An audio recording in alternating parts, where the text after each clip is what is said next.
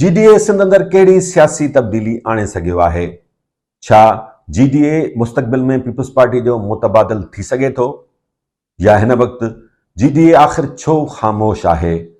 असां अॼु इन्हनि समूरनि सवालनि जा पेरा खणी GDA जी सियासत जो जाइज़ो वठंदासीं। ऐं आहियां इरफान अली बुघियो। पंहिंजे हिन चैनल खे सब्सक्राइब, लाइक ऐं शेयर ज़रूरु कजो। 2018 वारनि आम चूंडनि में सिंध जे माण्हुनि अंदरि इहा उमेद पैदा थी हुई त GDA यानी ग्रैंड डेमोक्रेटिक अलायंस न रुॻो चूंडनि में पीपल्स पार्टी खे टफ टाइम ॾींदो, पर पीपल्स पार्टी जो मुतबादिल थी हुकूमत बि ठाहे वठंदो। पर नतीजा उमेदुनि जे उबतड़ निकिता।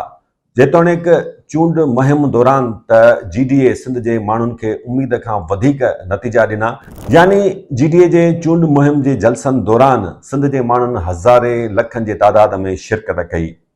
पर चूंड नतीजा छा निकिता? 2018 वारनि आम चूंडनि जे नतीजनि में GDA खे सिंध अंदरि फ़क़ति 14 सीटूं नसीब थियूं। चयो वञे थो त 2018 जी चूंडनि में आख़िर राति नतीजनि में फेरफार जो फ़ैसिलो कयो वियो ऐं इहो फ़ैसिलो उते कयो वियो जिते हिन मुल्क जा अहम फ़ैसिला कया वेंदा आहिनि। तज़िये निगारनि जो चवणु हो त सिंध वासियुनि जे फ़ैसिले खे लताड़े सिंध अंदरि पंहिंजी मर्ज़ीअ जे माण्हुनि खे मुसलत करण लाइ वॾे पैमाने ते इंजीनियरिंग कई वई। 2018 वारनि आम चूंडनि खां अॻु GDA इन ख़्याल सां जोड़ियो वियो हो त जीअं पीपल्स पार्टी जो मुतबादिल बणिजी सियासी ख़ाल भरे सघिजे, पर सिंध अंदरि घटि में घटि इक़्तिदारी तब्दीली आणे सघे। मतिलबु जेकॾहिं GDA अकेले सिर हुकूमत क़ाइमु न बि करे सघे त घटि में घटि इत्तेहादी हुकूमत जो हिसो बणिजी सघे। पीर साहब पागारे पीर सिबगतुल्लाह शाह राशिदी जी सरबराही में जोड़ियल उन इत्तेहाद में सिंध अंदरि PP मुख़ालिफ़ क़ुवतुनि खे गॾु कयो वियो, जंहिंमें SUP, क़ौमी अवामी तहरीक, मोरे जा जतोई भाइर, डॉक्टर ज़ुल्फ़कार मिर्ज़ा, अरबाब ग़ुलाम रहीम, सफ़दर अब्बासी ऐं ॿिया अॻुवान ऐं पार्टियूं हिन इत्तेहाद जो हिसो बणिया। पर 2018 वारनि आम चूंडनि में फंक्शनली खां सवाइ GDA में शामिल कंहिं बि पार्टी या कंहिं बि फ़र्द हिक बि सीट न खटी। पर जेकॾहिं जाइज़ो वठिजे त सकरनि में SUP यानी सैयद ज़ैन शाह, बदीन में मिर्ज़ा ग्रुप, थर में अरबाब ग्रुप, मोरे जे जतोई ग्रुप जी PP मुख़ालिफ़ उमेदवारनि जी भेट में पोज़ीशन वधीक मज़बूत ऐं मुस्तहकिम हुई। ऐं जेकॾहिं इहे पार्टियूं ऐं फ़र्द पंहिंजूं सीटूं खटे वञनि हा त इहो मुमकिन हो त हिन वक़्तु सिंध जो इक़्तिदार पीपल्स पार्टी बदिरां GDA जे हथ वस हुजे हा। पर ईअं थी न सघियो ऐं 2024 वारनि आम चूंडनि में बि ईअं थी न सघियो। हिन दफ़े GDA लाइ त सूरतहाल उन हद ताईं ख़राब कई वई जो GDA खे फ़क़ति ऐं फ़क़ति 2 सीटूं ॾिनियूं वयूं ऐं से बि सूबाई असेंबली जूं। तज़िये निगारनि मूजिबि न रुॻो GDA पर उत्तर सिंध जे मुख़्तलिफ़ ज़िलनि कशमोर, कंदकोट, शिकारपुर, जैकबाबाद ऐं सखर में PP मुख़ालिफ़ JUI जूं बि सीटूं PP जे हिसे में आयूं। 2024 वारनि आम चूंडनि में त सूरतहाल GDA लाइ वेतर ख़राब थी वई। सिंध अंदरि पीपल्स पार्टी जी ख़राब हुकुमरानी ऐं मेगा करप्शन सबबि इहा उमेद हुई त पीपल्स पार्टी हिन दफ़े एतिरियूं सीटूं न खटे सघंदी, नतीजा उबतड़ हूंदा ऐं GDA खे तमामु घणियूं सीटूं मिलंदियूं। पर जॾहिं 2024 वारनि आम चूंडनि जा नतीजा साम्हूं आया त सभिनी खां ज़रे घटि छिरक निकिरी आहे।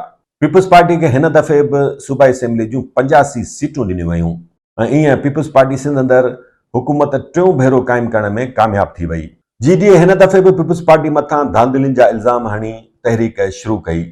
16 फरवरी 2024 ते GDA तरफ़ां हैदराबाद बाईपास ते हिकु तारीख़ी धरणो हंयो वियो, जंहिंमें पीर साहब पागारे पाण शिरकत कई ऐं वागधाणियुनि खे सख़्तु पैगाम ॾिनो। यादि रहे त उन धरणे में लखे माण्हुनि शिरकत कई। जेतोणीकि शरीक थींदड़ माण्हुनि में वॾो तादाद पीर साहब पागारे जे मुरीदनि जो हो, पर वॾे तादाद में आम सिंधी माण्हू बि शरीक थिया हुआ। उन खां पोइ मोरे में बि धरणो हंयो वियो ऐं उन में पिणु हज़ारे माण्हू शरीक थिया, जिते ऐलान कयो वियो त बदीन ऐं उन खां पोइ ॿियनि शहरनि में बि धरणा हंया वेंदा। पर ईअं न थियो, धरणा न हंया विया। छो न हंया विया, उन सवाल जो जवाबु अञा ताईं साम्हूं नाहे अची सघियो।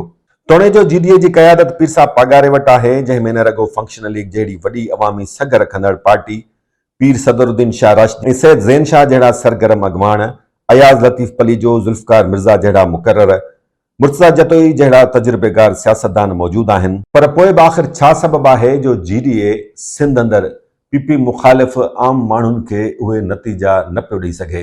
ऐं छा 2018 ऐं 2024 वारनि आम चूंडनि में GDA खे मिलियल चूंड नतीजनि खे GDA जी नाकामी करार ॾेई सघिजे थो?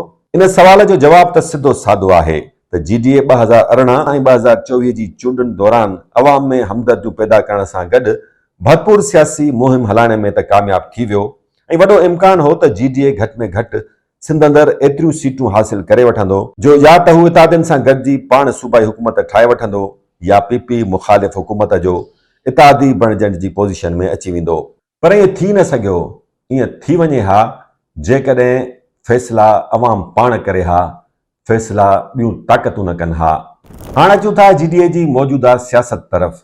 GDA जा जेके मुख्य अॻवान आहिनि मुर्तज़ा जतोई, मसरूर जतोई, ज़ुल्फ़कार मिर्ज़ा केसनि खे मुंहुं ॾियण में पूरा आहिनि, जॾहिं त GDA केनाल्स ख़िलाफ़ तहरीक बाद मुसलसल ख़ामोश नज़र अची रहियो आहे। तोड़े जो ताज़ो ई सैयद ज़ैन शाह ऐलान कयो आहे त GDA तरफ़ां केनालनि ऐं कारपोरेट फार्मिंग ख़िलाफ़ जदोजहद जारी रखी वेंदी, पर इहा जदोजहद ॿीहर कॾहिं शुरू थींदी उन बाबति केर बि कुझु ॿुधाइण लाइ तयारु नाहे। इहा हक़ीक़त आहे त GDA केनाल्स ख़िलाफ़ हिकु सघारो किरदारु अदा कयो। वॾा जलसा कया विया, GDA तरफ़ां वॾियूं रैलियूं ऐं एहतजाजी मुज़ाहिरा कया विया, जंहिंजो मिसाल 3 अप्रैल ते कामरेड निसार अहमद अबड़े तरफ़ां गंबट में तारीख़ी जलसो आहे, जंहिंमें वधि खां वधि GDA जे कारकुननि ऐं अॻवाननि शिरकत कई।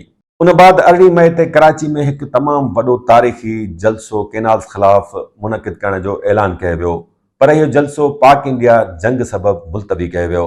उन बाद असांखे GDA मंज़रनामे तां बिल्कुलु गुम नज़र अची रही आहे। सिंध न रगो केनाल्स जो मसइलो न आहे, उत्तर सिंध में बदमनी, मंशियात, करप्शन, बेरोज़गारी समेत केतिरा ई अहिड़ा मसइला आहिनि जिन ख़िलाफ़ GDA जेकॾहिं सरगर्म थिए त उन्हनि मसइलनि जे हल लाइ पंहिंजो न रगो भरपूर किरदारु अदा करे सघे थी, पर GDA वधीक हिकु मज़बूत इतिहाद थी सघे थो, वधीक अवामी पज़ीराई हासिल करे सघे थो। पर आख़िर छा सबबु आहे जो इन्हनि अवामी मसइलनि ते सिंध अंदरि GDA मुसलसल ख़ामोश आहे? हा, बाक़ी GDA में शामिल कुझु पार्टियुनि जहिड़ो कर SUP ऐं क़ौमी अवामी तहरीक तरफ़ां इनफ़रादी तौरु कुझु सरगर्मियूं करण खे GDA जे खाते में नथो ॻणे सघिजे। यादि रखो त GDA आॾो अॻिते वधण में केतिरियूं ई रंडकूं ऐं रुकावटूं आहिनि। GDA PP जी सूबाई हुकूमत जी रुकावटुनि खे मुंहुं ॾेई बि वञे, पर मसइलो रगो इहो आहे त GDA खे अॻिते वधण में उहे ताक़तूं रंडक बणियल आहिनि जेके हेसि ताईं GDA में शामिल मुख्य पार्टियुनि जूं इतिहादी रहियूं आहिनि, ऐं उहे फ़ैसिला कुन क़ुवतूं हिन दफ़े असांखे GDA बदिरां पीपुल्स पार्टीअ सां गॾु बीठल नज़र अचनि थियूं। संदन इहो ॻांढापो केसि ताईं जारी रहंदो उन बाबति कुझु चई नथो सघिजे। जेतोणीकि GDA सिंध जी इक़्तिदारी सियासत जे हवाले सां माण्हुनि जी उमेदुनि ते अञा ताईं पूरो न लथो आहे, पर पोइ बि तनक़ीदुनि बावजूदि इहो सच आहे त GDA सिंध वासियुनि लाइ हिकु उमेद ज़रूरु आहे। यादि रखो त वक़्तु बदिलजंदे देरि नाहे लॻंदी, थी सघे थो त जल्द GDA जो बि वक़्तु बदिलजी वञे। पंहिंजो ऐं पंहिंजे हिन चैनल जो तमामु घणो ख़्यालु रखंदा।